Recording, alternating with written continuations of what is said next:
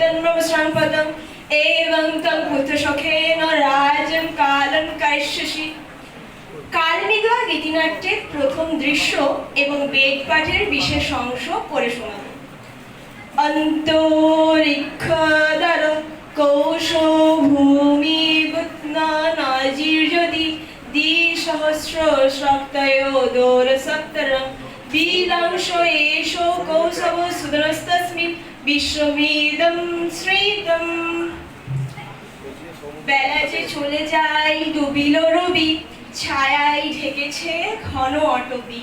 কোথা সে লীলা গেল কোথায়, লীলা লীলা খেলা বিয়ায়।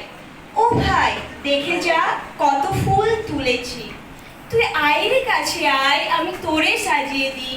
তোর হাতে মৃণাল বালা, তোর কানে চাপার দুল, তোর মাথায় বেলের সিথি, তোর খোপায় বকুল ফুল।